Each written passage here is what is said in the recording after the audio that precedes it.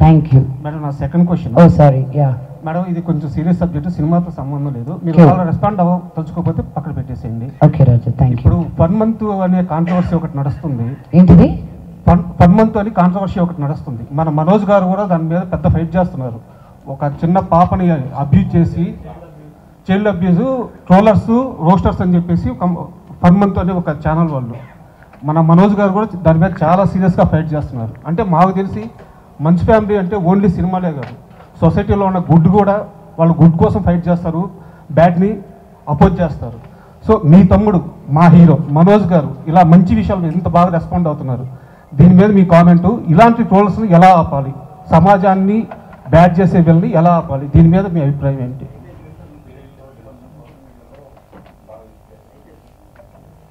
అండి, నాకు బాధ వేస్తుంది ఫస్ట్ అండ్ ఫార్మోస్ట్. ఇంత నెగటివిటీతో కూడా ఉన్నారా అని.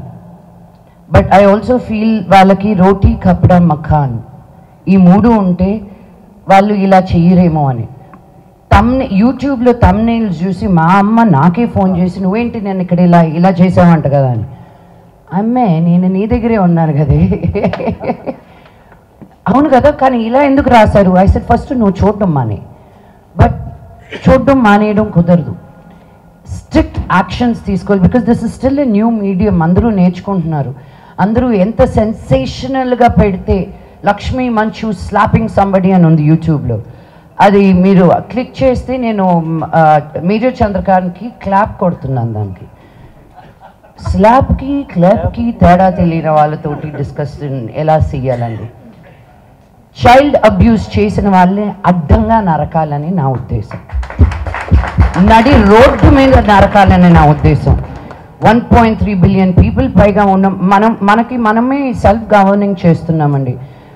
వైఫ్ ఆఫ్ రామ్ సినిమా చేసేటప్పుడు నేను పోలీసుల గురించి కనుక్కుంటా ఉంటే, తెలంగాణ వరకు మాట్లాడతాను నేను, అట్లీస్ట్ ఒక 600 and odd మనుషులకి ఒక పోలీస్ ఆఫీసర్ అంట. ఒక 6,000 మంది కానీ మనం బయటకు వెళ్తే ఏమైపోతారండి? మనం గవర్న్ చేసుకుంటూ మనం వెళ్తున్నాం ముందుకి. సో ఇలా తప్పు చేసిన వాళ్ళు ఎవరో ఒకరు ఆవును తిన్నారనో, ఎవరో ఒకరు హిజాబ్ వేసుకున్నారనో, ఎవరో ఒక మతాన్ని కరెక్ట్ చేస్తున్నారనో అని బాధపడమాకండి.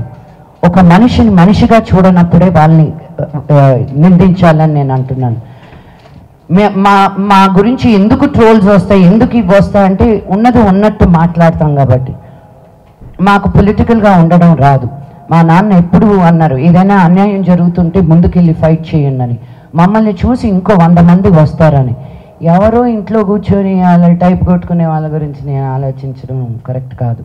సో మనోజ్ ఏది చేసినా ఆలోచించి, ఎంత ఎమోషనల్గా ఇంపల్సివ్గా ఉన్నా కూడాను ముందుకొచ్చి ఫైట్ చేస్తే ఒక ధైర్యం అని వస్తుంది నార్మల్ మనుషులకు కూడా.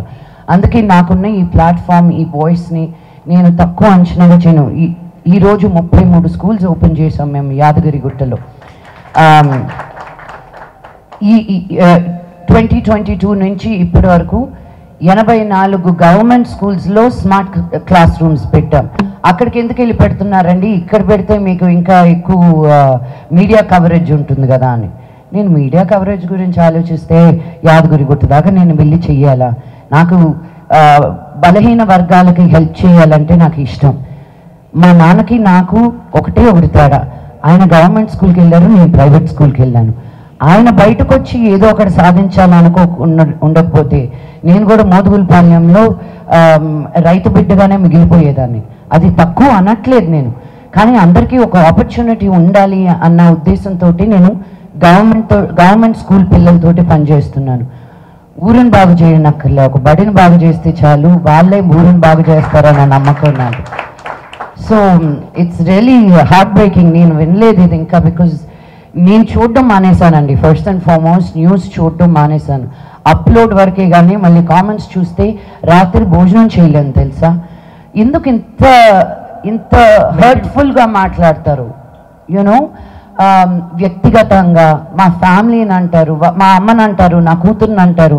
వెనక్కి తిరిగి నేను కానీ నిన్ను అనడంలో ఎంతసేపు పడుతుంది చెప్పు? మీకు లేరా అమ్మలు, మీకు లేరా కూతుర్లు? మేము ఏం చేసినా ఒక 10 మందికి మంచి చెయ్యాలి, మిమ్మల్ని ఎంటర్టైన్ చేయాలని అనుకుంటున్నాం, కానీ మీ డబ్బులు మేము కొట్టేయట్లా, మోసాలు చేయట్లా. వాళ్ళ వెనకాల పడండి మీరు. మేమేదో కళాకారులు, మేము కళమ్మ తల్లిని నమ్ముకుని ఉన్న వాళ్ళం. మేము ఈరోజు ఉంటాము, రేపు ఉంటామో లేదో తెలీదు. జనాలకి ఎన్ని రోజులు నచ్చుతామో అన్ని రోజులే మేము పని చేయగలుగుతాం. సో సొసైటీలో ఏది బాగాలేదు అన్నప్పుడు నిలబడడానికి ఎవరో ఒకరు ఉండాలండి. అందరూ నా బ్యాంక్ బ్యాలెన్స్లనే చూసుకుంటే ఇంకా సమాజం ముందుకు ఎలా వెళ్తుంది? మాలాంటి వాళ్ళు కూడా ఉండాలి మరి.